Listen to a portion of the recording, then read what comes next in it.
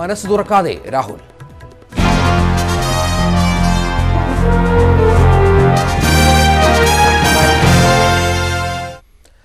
വയനാട് മണ്ഡലത്തിൽ മത്സരിക്കുന്നതിൽ തീരുമാനമെടുക്കാതെ രാഹുൽ ഗാന്ധി. പ്രവർത്തക സമിതി യോഗത്തിൽ സ്ഥാനാർത്ഥിത്വം ചർച്ചയായില്ല. മോദി ദക്ഷിണേന്ത്യയിൽ മത്സരിക്കുമോ എന്നതിനെ ആശ്രയിച്ചിരിക്കും രാഹുലിന്റെ സ്ഥാനാർത്ഥിത്വമെന്നാണ് ഉന്നത കോൺഗ്രസ് നേതാക്കൾ നൽകുന്ന സൂചന. കർമ്മഭൂമിയായ അമേഠിയിൽ പരാജയപ്പെടുമെന്ന് രാഹുലിന് ഭയമില്ലെന്ന് കോൺഗ്രസ് വക്താവ് രൺദീപ് സിംഗ് സുർജേവാല പറഞ്ഞു.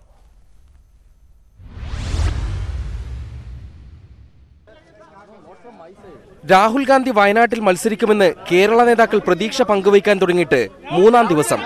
എന്നാൽ തീരുമാനമുണ്ടായില്ലെന്ന് മാത്രമല്ല, രാഹുൽ ഗാന്ധി അടുത്ത നേതാക്കളോട് പോലും തന്റെ പദ്ധതി വെളിപ്പെടുത്തിയില്ല. തീരുമാനമുണ്ടാകുമെന്ന് പ്രതീക്ഷിച്ച പ്രവർത്തക സമിതി യോഗത്തിൽ 2ാം മണ്ഡലം സംബന്ധിച്ച ചർച്ചയുണ്ടായില്ല.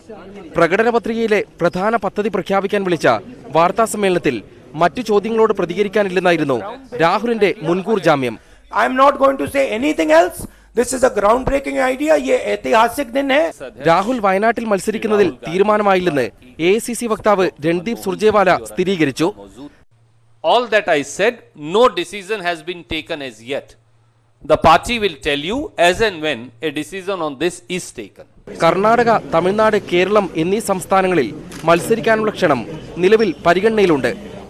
അതേസമയം ദക്ഷിണേന്ത്യയിൽ മത്സരിക്കാൻ നരേന്ദ്രമോദി തീരുമാനിക്കുമോ എന്നതിനെ ആശ്രയിച്ചായിരിക്കും രാഹുലിന്റെ വയനാട് സ്ഥാനാർത്ഥിത്വമെന്ന സൂചനയും കോൺഗ്രസ് നേതാക്കൾ നൽകുന്നുണ്ട്. സമ്മർദ്ദങ്ങൾ ഫലിക്കാതെ വയനാട്, വടകര മണ്ഡലങ്ങളിൽ പ്രഖ്യാപനം വൈകുന്നതോടെ കോൺഗ്രസ് കേരള ഘടകമാണ് വെട്ടിലായത്. M Unnikrishnan, news 18, Delhi. വയനാട്ടിൽ രാഹുൽ ഗാന്ധി മത്സരിക്കുമെന്ന് തന്നെയാണ് പ്രതീക്ഷയെന്ന് ഉമ്മൻചാണ്ടിയും രമേശ് ചെന്നിത്തലയും. രാഹുൽ ഗാന്ധി വരുന്നത് നല്ലതാണെന്ന് പാണക്കാട് ഹൈദരലി ശിഹാബ് തങ്ങളും പ്രതികരിച്ചു. രാഹുൽജി കേരളത്തിൽ നിന്ന് മത്സരിക്കണമെന്ന് ശക്തമായിട്ട് സംസ്ഥാന നേതൃത്വം ഒന്നടങ്കം ആവശ്യപ്പെട്ടിട്ടുണ്ട്. ആ ആവശ്യം അംഗീകരിക്കണമെന്നുള്ളതാണ് ഞങ്ങൾ ആഗ്രഹിക്കുന്നത്. രാഹുൽ ഗാന്ധി കേരളത്തിൽ വയനാട്ടിൽ തന്നെ മത്സരിക്കാൻ വരുമെന്നുള്ള പ്രതീക്ഷയിലാണ് ഞങ്ങളിരിക്കുന്നത്. നമുക്ക് നല്ല ഭാഗ്യമാണ് വയനാട്ടിൽ അദ്ദേഹം വരാനുണ്ടെങ്കിൽ. രാഹുൽ ഗാന്ധിയുടെ വരവിൽ ആശയക്കുഴപ്പം തുടരുമ്പോഴും വയനാട്ടിൽ കോൺഗ്രസ് പ്രവർത്തകർ രാഹുലിന് വേണ്ടിയുള്ള പ്രചാരണവുമായി മുന്നോട്ട് പോവുകയാണ്. മത്സരത്തിൽ നിന്നും പിന്മാറിയ ടി സിദ്ദിഖ് തന്നെയാണ് പ്രചാരണത്തിന് ചുക്കാൻ പിടിക്കുന്നത്. രാഹുലിനെ വരവേൽക്കാൻ മണ്ഡലം ഒരുങ്ങിക്കഴിഞ്ഞുവെന്ന് DCC നേതാക്കൾ പറയുന്നു.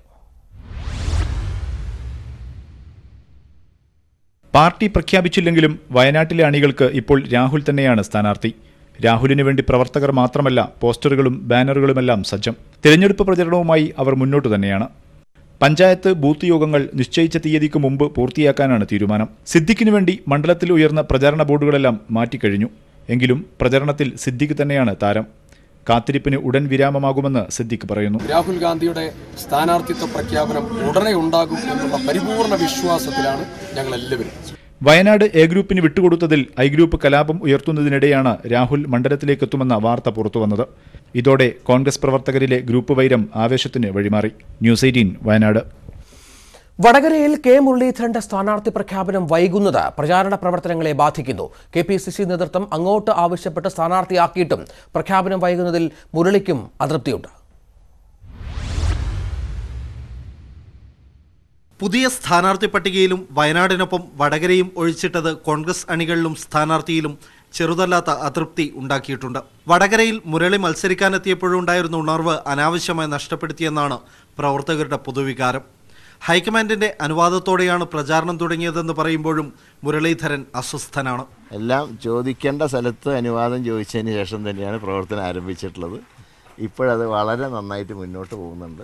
KPCC അധ്യക്ഷന്റെ മണ്ഡലത്തിൽ ദുർബല സ്ഥാനാർത്ഥി പോരെന്ന ആവശ്യം ശക്തമായപ്പോൾ കെ മുരളീധരൻ മത്സരിക്കണമെന്ന് നേതൃത്വം അങ്ങോട്ട് ആവശ്യപ്പെടുകയായിരുന്നു. മുതിർന്ന നേതാക്കൾ പലരും നിരസിച്ച ആവശ്യം എതിർപ്പൊന്നുമില്ലാതെ അംഗീകരിച്ച മുരളിയെ ആവേശത്തോടെയാണ് കോൺഗ്രസ് പ്രവർത്തകർ സ്വീകരിച്ചത്.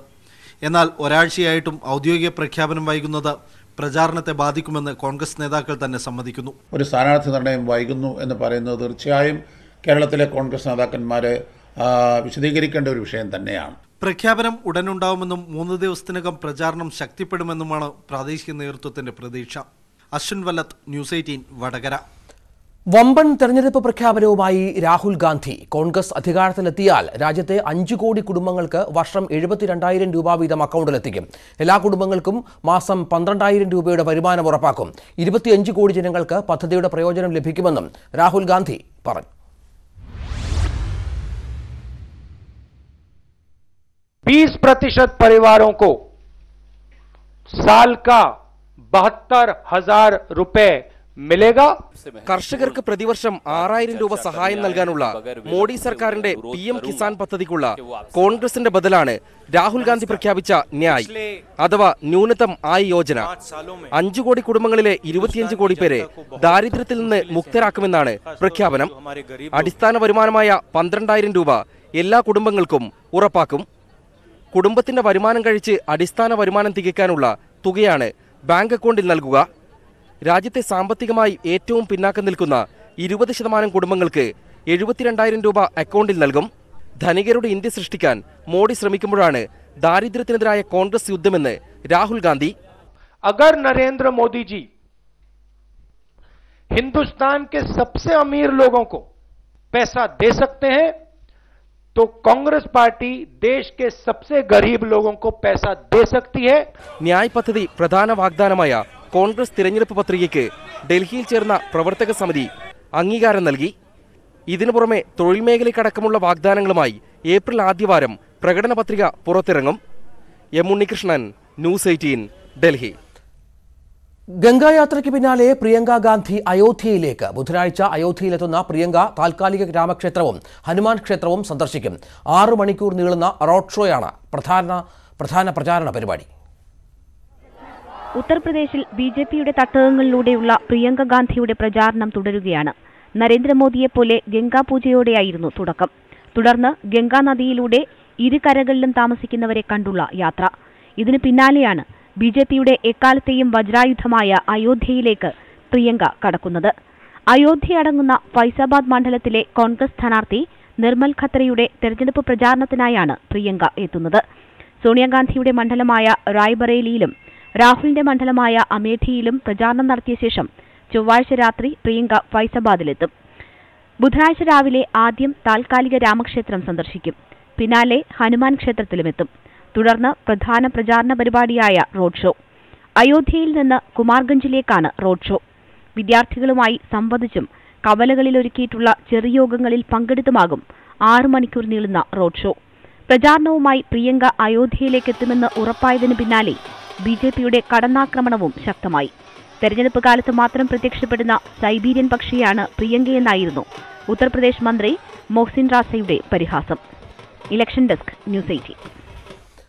തിരുവനന്തപുരത്തും പത്തനംതിട്ടയിലും BJPയെ പിന്തുണയ്ക്കാൻ NSS തീരുമാനമെന്ന് മാവേലിക്കര താലൂക്ക് യൂണിയൻ മുൻ പ്രസിഡന്റ്. ഇടതുമുന്നണിയുമായി ബന്ധം വേണ്ടെന്നും NSS ആസ്ഥാനത്ത് നിന്ന് നിർദ്ദേശിച്ചിരുന്നതായി TK പ്രസാദ് പറഞ്ഞു. ഇടതു സ്ഥാനാർത്ഥിയെ സ്വീകരിച്ച താലൂക്ക് യൂണിയൻ ഭരണസമിതിയെ കഴിഞ്ഞ ദിവസം NSS പിരിച്ചുവിട്ടിരുന്നു. തിരഞ്ഞെടുപ്പിൽ NSSന്റെ സമദൂര നിലപാട് പൊള്ളയാണെന്ന വാദമാണ് താലൂക്ക് യൂണിയൻ മുൻ പ്രസിഡന്റ് ഉയർത്തുന്നത്. NSSന് കൃത്യമായ രാഷ്ട്രീയ ചായ്വുണ്ട്. തിരുവനന്തപുരം, പത്തനംതിട്ട മണ്ഡലങ്ങളിൽ NSS BJPയെ പിന്തുണയ്ക്കും. മറ്റിടങ്ങളിൽ UDFനാണ് വോട്ട്.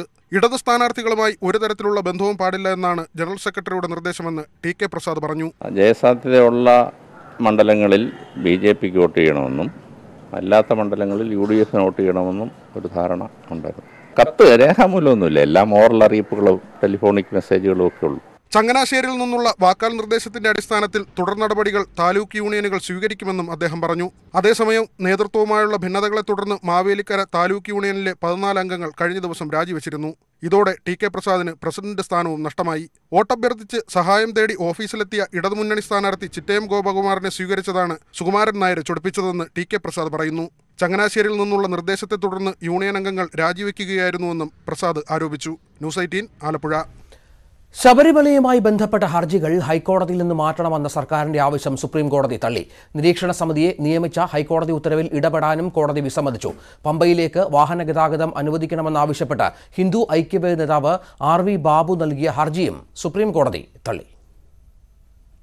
ശബരിമല നിരീക്ഷണ സമിതിയെ നിയമിച്ച ഹൈക്കോടതി ഉത്തരവടക്കം ചോദ്യം ചെയ്ത് സംസ്ഥാന സർക്കാർ നൽകിയ ഹർജികൾ പരിഗണിക്കാനാണ് സുപ്രീം കോടതി വിസമ്മതിച്ചത്. യുവതീ പ്രവേശന വിധിക്കെതിരായ പുനഃപരിശോധനാ ഹർജിയിൽ കോടതി വിധി പറയാനിരിക്കെ ശബരിമലയുമായി ബന്ധപ്പെട്ട 9 ഹർജികൾ ഹൈക്കോടതിയുടെ പരിഗണനയിലുണ്ടെന്ന് സർക്കാർ ചൂണ്ടിക്കാട്ടി. നിരീക്ഷണ സമിതിക്കെതിരെ നൽകിയ ഹർജിയിൽ പ്രത്യേകം വാദം കേൾക്കണം. എന്നാൽ നിരീക്ഷണ സമിതിയെ നിയമിച്ച് ഹൈക്കോടതി ഇറക്കിയത് ഇടക്കാല ഉത്തരവാണെന്നും ഇതിനെതിരെ ഹൈക്കോടതിയെ തന്നെയാണ് സമീപിക്കേണ്ടതെന്നും ചീഫ് ജസ്റ്റിസ് അധ്യക്ഷനായ ബെഞ്ച് വ്യക്തമാക്കി. ഹർജികൾ നേരത്തെ നൽകിയതാണെന്നും സുപ്രീം കോടതിയുടെ ഇപ്പോഴത്തെ തീരുമാനത്തെ സ്വാഗതം ചെയ്യുന്നതായും ദേവസ്വം മന്ത്രി കടകംപള്ളി സുരേന്ദ്രൻ. സിറ്റുവേഷൻസ് ആകെ മാറിയിരിക്കുന്നു. ആ സാഹചര്യത്തിൽ ബഹുമാനപ്പെട്ട ഹൈക്കോടതി തന്നെ ഇക്കാര്യത്തിൽ ഇടപെട്ടാൽ മതിയാകുമെന്ന സുപ്രീം കോടതിയുടെ നിരീക്ഷണം ഞങ്ങൾ സ്വീകരിക്കുകയാണ്. പമ്പയിലേക്ക് സ്വകാര്യ വാഹനങ്ങൾക്ക് നിയന്ത്രണം ഏർപ്പെടുത്തിയതിനെതിരെ RV ബാബു നൽകിയ ഹർജിയെ ചീഫ് ജസ്റ്റിസ് വിമർശിച്ചു. ശബരിമലയുടെ മുകളിലേക്ക് വാഹനം പോകണമെന്നും എത്ര രൂപ ഈടാക്കണമെന്നുമൊക്കെ സുപ്രീം കോടതി തീരുമാനിക്കണമെന്ന് പറയുന്നത് വിഡ്ഢിത്തമാണെന്നായിരുന്നു ഹർജി തള്ളിക്കൊണ്ട് കോടതി വിമർശനം. ശബരിമല യുവതീ പ്രവേശനവുമായി ബന്ധപ്പെട്ട പുനഃപരിശോധനാ ഹർജികൾ ഫെബ്രുവരി 6 വാദം കേട്ട് വിധി പറയാനായി ഭരണഘടനാ ബെഞ്ച് മാറ്റിയിരുന്നു. ന്യൂസ് 18 ഡൽഹി.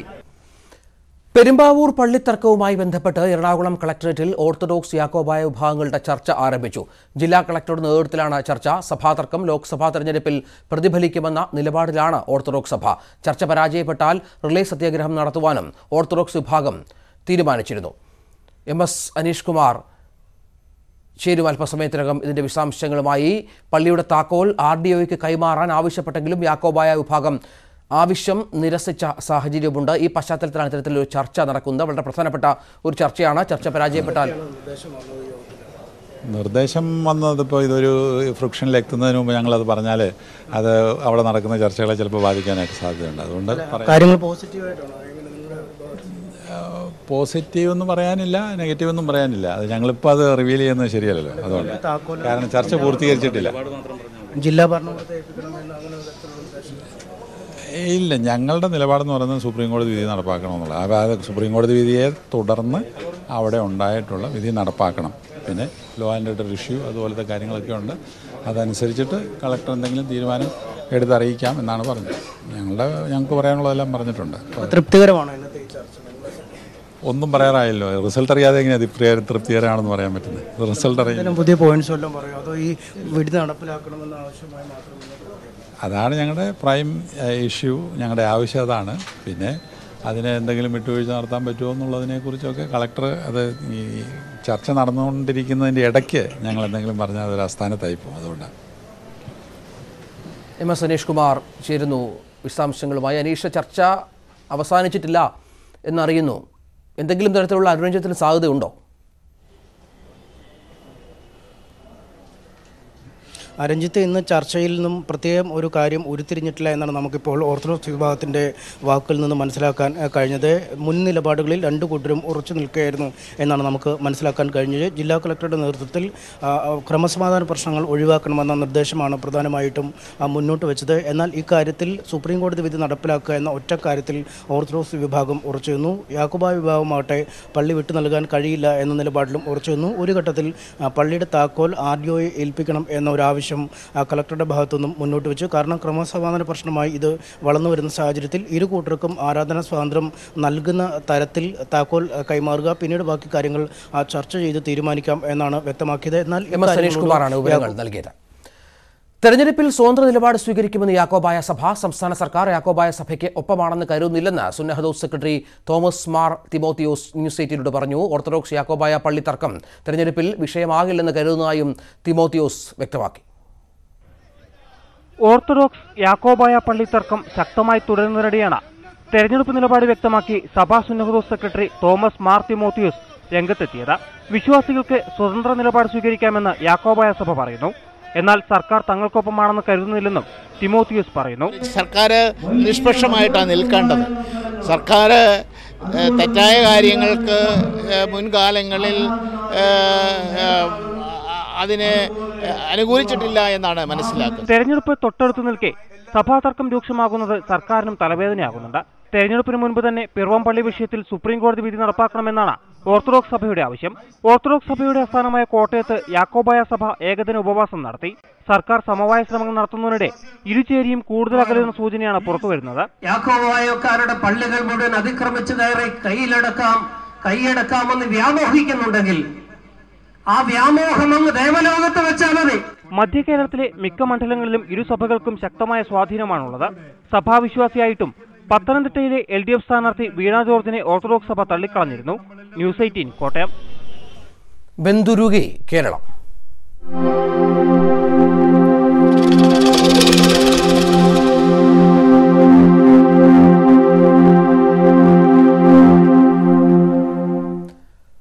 റെക്കോർഡ് തൊട്ട് പാലക്കാടൻ ചൂട്. ഇന്ന് പാലക്കാട് ജില്ലയിൽ രേഖപ്പെടുത്തിയ 41 ഡിഗ്രി സംസ്ഥാനത്ത് ഈ വർഷത്തെ ഉയർന്ന താപനിലയാണ്. ഒരാഴ്ചക്കിടെ രണ്ടാം തവണയാണ് പാലക്കാട് ചൂട് 41 ഡിഗ്രി എത്തുന്നത്. സംസ്ഥാനത്ത് പ്രഖ്യാപിച്ച സൂര്യാതപ മുന്നറിയിപ്പ് 4 ദിവസത്തേക്ക് കൂടി നീട്ടി.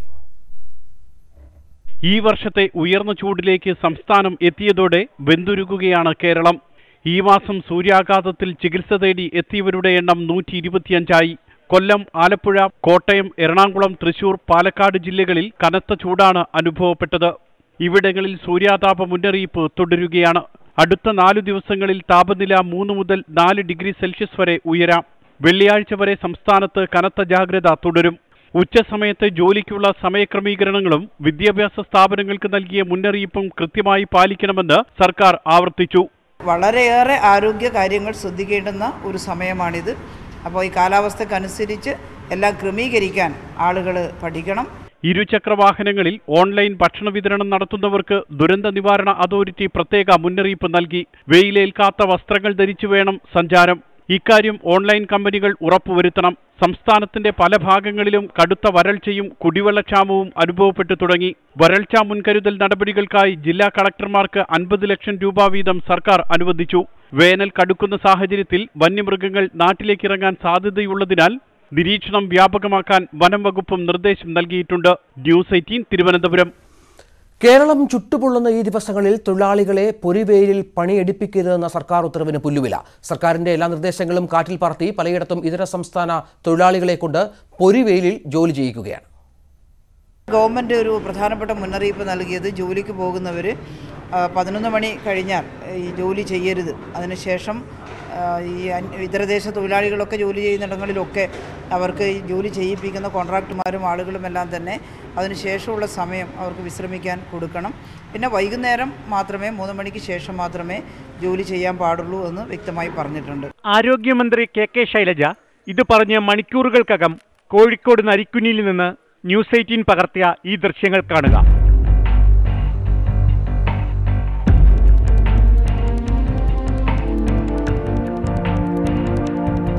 നരിക്കുനി പഞ്ചായത്തിലെ വട്ടപ്പാറപ്പൊയിൽ 220 kV ടവർ ലൈനിനു വേണ്ടി നട്ടുച്ച സമയത്തും ജോലി ചെയ്യുകയാണ് ഈ അന്യസംസ്ഥാന തൊഴിലാളികൾ. ഇവിടെ നോക്കിയാൽ കാണാം, ആൾക്കാർ കമ്പനികൾ തൂങ്ങിക്കിടന്നിട്ടും പല രീതിയിലാണ് പണിയെടുക്കുന്നത്. ഇത്രയും സർക്കാരിൻ്റെ നിർദ്ദേശം ഉണ്ടായിട്ടും ഇങ്ങനെ ഈ തൊഴിലാളികളെ കൊണ്ട് പണിയെടുപ്പിക്കുന്നുണ്ട്. പിന്നെ അവർക്കാണ് ഇതിനെപ്പറ്റി അറിയില്ല. അവിടുത്തെ ചൂടിൻ്റെ പ്രശ്നങ്ങളും കാര്യങ്ങളും അവർക്ക് അറിയില്ല. ഒരാഴ്ചക്കിടെ 100-ലേറെ പേർക്ക് സൂര്യാതപമേറ്റ സംസ്ഥാനത്താണ് ഈ മനുഷ്യത്വമില്ലാത്ത പണിയെടുപ്പിക്കൽ. ഇത്തരം ക്രൂരത ചെയ്യുന്ന കരാറുകാർക്കെതിരെ നടപടിയെടുക്കേണ്ട അധികൃതരും കണ്ണടയ്ക്കുന്നു. ന്യൂസ് 18 കോഴിക്കോട്. ഫ്ലക്സ് നിരോധനം കർശനമായി നടപ്പാക്കാൻ ഹൈക്കോടതിയുടെ നിർദ്ദേശം. രാഷ്ട്രീയ പാർട്ടികൾ നിയമവിരുദ്ധമായി ഫ്ലക്സുകൾ സ്ഥാപിച്ചാൽ ജില്ലാ കളക്ടർമാർ പിഴ ഈടാക്കണം. ഫ്ലക്സ് വെക്കുന്നവർക്കെതിരെ ക്രിമിനൽ കേസെടുക്കണമെന്നും കോടതി നിർദ്ദേശിച്ചു. കേസെടുത്തില്ലെങ്കിൽ പോലീസ് ഉദ്യോഗസ്ഥർക്കാകും ഇതിന്റെ ഉത്തരവാദിത്തമെന്നും കോടതി മുന്നറിയിപ്പ് നൽകി.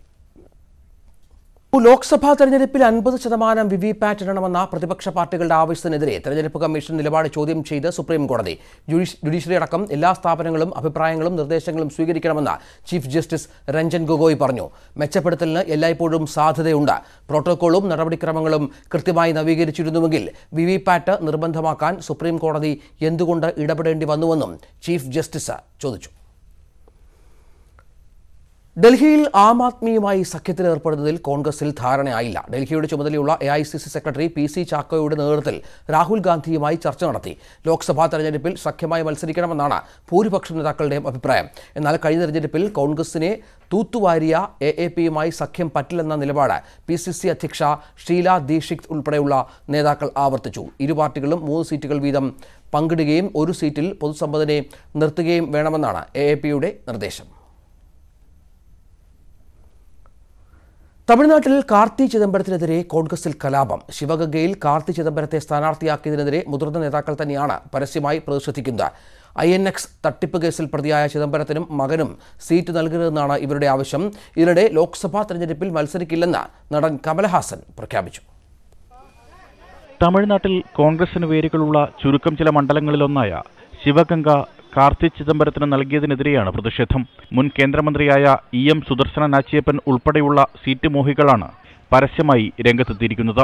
പി ചിദംബരം ഇടപെട്ടാണ് മകന് സീറ്റ് ലഭ്യമാക്കിയതെന്നും അഴിമതി ആരോപണം നേരിടുന്ന വ്യക്തിയെ സ്ഥാനാർത്ഥിയാക്കിയത് BJPയുടെ കയ്യിൽ ആയുധം വെച്ചു കൊടുക്കലാണെന്നും നാച്ചിയപ്പൻ ആരോപിക്കുന്നു. ഇത് சிவகங்கை பாராளுமன்ற தொகுதி மக்களுக்கு மிகப்பெரிய அதிர்ச்சியினை ஏற்படுத்தியிருக்கிறது. அதோடு மட்டுமில்லாமல் காங்கிரஸ் கட்சியினுடைய வருங்காலத்தில் இருக்கக்கூடிய பிரச்சனைகளுக்கும் இது ஒரு காரணமாக அமைந்து விடுமோ என்று தோன்றுகிறது. എല്ലാം ആരോപണങ്ങൾ മാത്രമാണെന്നും ശിവഗംഗയിൽ വിജയം സുനിശ്ചിതമാണെന്നും കാർത്തി ചിദംബരം തിരിച്ചടിച്ചു. I have no cases against me. I don't face trial in any court. I have filed an affidavit before the returning officer here today, and that will bear fact to this claim. BJP ദേശീയ secretary H. രാജയാണ് ഇക്കുറി കാർത്തിയുടെ എതിരാളി. അതേസമയം ലോക്സഭയിലേക്കും നിയമസഭാ ഉപതെരഞ്ഞെടുപ്പിലും മത്സരിക്കാനില്ലെന്ന് മക്കൾ നീതി മയ്യം നേതാവ് കമൽഹാസൻ വ്യക്തമാക്കി. என்னை பொறுத்தவரை இவை எல்லாமே என் முகங்கள் தான். Election desk news 18. ചലച്ചിത്രതാരം നയൻതാരയ്ക്കെതിരെ അശ്ലീല പരാമർശം നടത്തിയ നടൻ രാധാ രവിയെ DMK പുറത്താക്കി. കൈയടിക്കാനും ചിരിക്കാനും ആളുണ്ടാകുന്നതുകൊണ്ടാണ് രാധാ രവിയെ പോലെയുള്ളവർ ഇത്തരം പ്രസംഗം നടത്തുന്നതെന്ന് നയൻതാര പ്രതികരിച്ചു.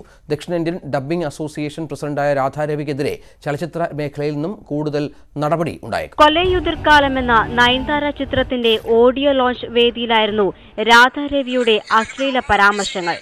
KR വിജയെപ്പോലെ മുഖത്ത് നോക്കുമ്പോൾ പ്രാർത്ഥിക്കാൻ തോന്നുന്നവരാണ് മുമ്പ് സിനിമയിൽ സീതയെ അവതരിപ്പിച്ചിരുന്നത്. நயன்தாரா பேயாவும் நடிக்கிறாங்க, அந்த பக்கம் போய் சீதாவாவும் நடிக்கிறாங்க.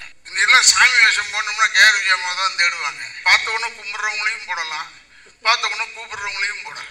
പരാമർശത്തിനെതിരെ സംവിധായകൻ വിഘ്നേഷ് ശിവ, ഗായിക ചിന്മയി തുടങ്ങിയവർ രംഗത്തെത്തി. കഴിഞ്ഞ വർഷം രാധാ രവിക്കെതിരെ ഒരു നടി ലൈംഗികാരോപണം ഉന്നയിച്ചെന്നും അവരുടെ അനുമതിയില്ലാത്തതിനാൽ പേര് വെളിപ്പെടുത്തുന്നില്ലെന്നും വിഘ്നേഷ് ട്വീറ്റ് ചെയ്തു. സംഭവം വിവാദമായതോടെ പാർട്ടിയുടെ താരപ്രചാരകനെ DMK പുറത്താക്കി. ദക്ഷിണേന്ത്യൻ ഡബ്ബിംഗ് അസോസിയേഷൻ പ്രസിഡന്റായ രാധാ രവിക്കെതിരെ സംഘടനയിൽ നിന്നും നടപടിയുണ്ടായേക്കും. രാധാ രവിയെ പുറത്താക്കിയ MK സ്റ്റാലിന് നയൻതാര പത്രക്കുറിപ്പിലൂടെ നന്ദി പറഞ്ഞു. കൈയടിക്കാനും ചിരിക്കാനും ആളുള്ളതുകൊണ്ടാണ് രാധാ രവിയെ പോലുള്ളവർ ഇങ്ങനെ സംസാരിക്കുന്നത്.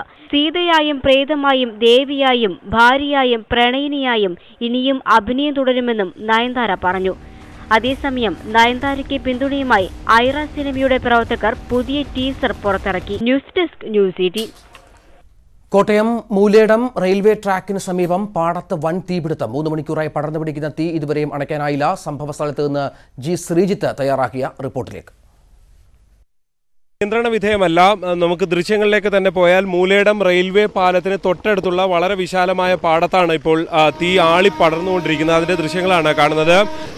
റെയിൽവേ ട്രാക്കിനോട് ചേർന്നുള്ള സ്ഥലത്താണ് ഇത്തരത്തിൽ തീപിടുത്തം ഉണ്ടാകുന്നത് എന്നതാണ് ഏറ്റവും അപകടകരമായ ഒരു കാര്യം. പക്ഷേ നിലവിൽ ഇതുവരെയും ട്രെയിൻ ഗതാഗതം തടസ്സപ്പെട്ടിട്ടില്ല. ഏതാണ്ട് 2 മിനിറ്റ് മുൻപും ഇതുവഴി ട്രെയിൻ കടന്നുപോയി, പരശുരാം എക്സ്പ്രസ് കടന്നുപോയി. എന്തായാലും ഇതിൻ്റെ മറുഭാഗത്ത് നിന്നാണ് ഫയർഫോഴ്സ് എത്തി തീ അണയ്ക്കാനുള്ള ശ്രമം നടത്തിക്കൊണ്ടിരിക്കുന്നത്. പക്ഷേ വിശാലമായ പാടമാണുള്ളത്. പക്ഷേ ഉണങ്ങിയ പുല്ലുകളും മറ്റുമല്ല, പച്ചപ്പുല്ല് തന്നെ നിന്ന് കത്തിക്കൊണ്ടിരിക്കുന്ന ഒരു കാഴ്ചയാണ് നമുക്ക് കാണാൻ സാധിക്കുന്നത്. നിരവധി കിളികളും, അതായത് ദേശാടന കിളികൾ അടക്കം എത്തുന്ന ഒരു പ്രദേശം കൂടിയാണ്. ആ നിലയിൽ നിരവധി കിളികളും മറ്റും ഇവിടെയുള്ള അവരുടെ ആവാസ വ്യവസ്ഥയെ കൂടി ബാധിക്കുന്ന തരത്തിലാണ് ഇപ്പോൾ എന്തായാലും ഇവിടെ തീ പടർന്നുകൊണ്ടിരിക്കുന്നത്. എന്തായാലും റെയിൽവേ ട്രാക്കിലേക്ക് തീ പടരാനുള്ള സാധ്യത നിലവിലില്ല എന്ന് തന്നെ തയ്യാറാക്കിയ റിപ്പോർട്ടാണ് കണ്ടത്.